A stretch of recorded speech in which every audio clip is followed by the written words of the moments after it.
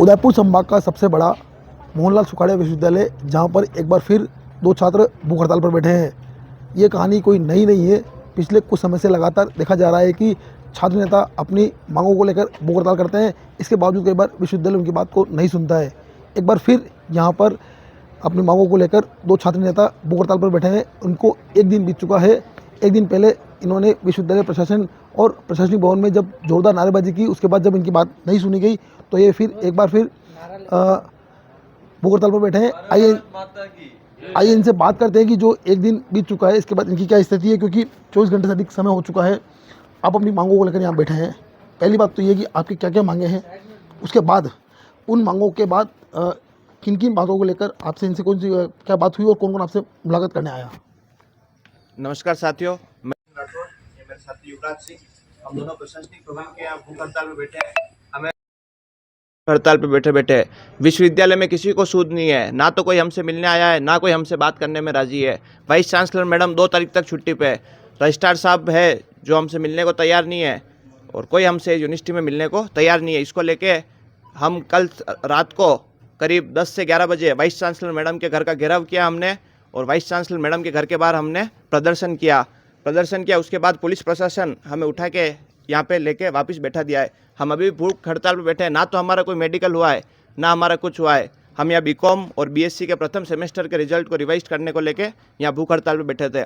अगर विश्वविद्यालय में वीसी मैडम की ऐसी तानाशाही चली तो हम छात्र सब मिलकर उग्र आंदोलन करेंगे। उसकी समझ जिम्मेदारी विश्वविद्यालय प्रशासन की होगी।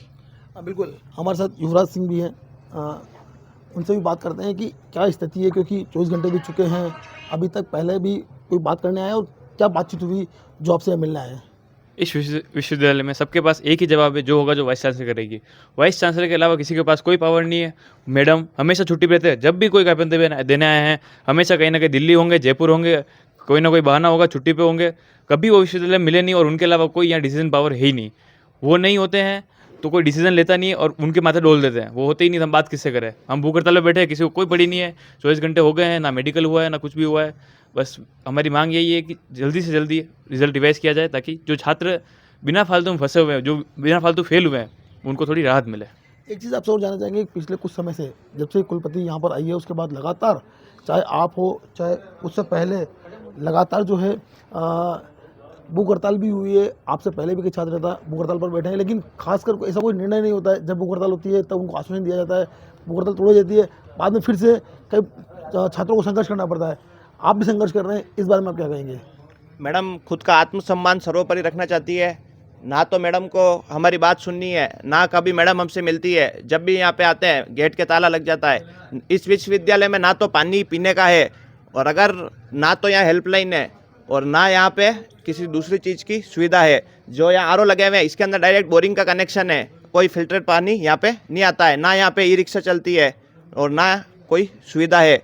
इन सब को लेकर हम वाइस चांसलर मैडम के यहाँ जाते हैं, पर कुछ नहीं होता है। आज एक मांग है जो हम पिछले 6 साल से दे रहे हैं यहाँ पे, कि कैश काउंटर है उसको ऑनलाइन करो, ऑनलाइन पेमेंट आप लो, और कैश काउंटर का समय 3 से करके 5 कर दो। वो भी वाइस चांसलर मैडम आज तक कभी हमारी बात ना सुनी है, ना और कोई आता है उसकी बात भी ना सुनती है। मैडम अपनी तानाशाही करती है और तानाशाही करती रहेगी। बिल्कुल, इन्होंने सीधा सीधा आरोप लगाया है कि जो विश्वविद्यालय की कुलपति है वह तानाशाही करती है। जब से यहाँ पर आई है उसके बाद किसी भी छात्र संघ, चाहे कोई भी छात्र नेता यहाँ पर आए हो, उनकी मांगों पर ध्यान नहीं दिया गया, इसलिए बार बार भूख हड़ताल करनी पड़ती है। हालांकि आश्वासन के बाद छात्र नेता जो है भूख हड़ताल खत्म करते हैं, लेकिन इस बार देखना होगा कि जो है विश्वविद्यालय की कुलपति जो है वह भूख हड़ताल कब खत्म करवाती है, या फिर इनकी मांगों पर कब तक ध्यान दिया जाता है।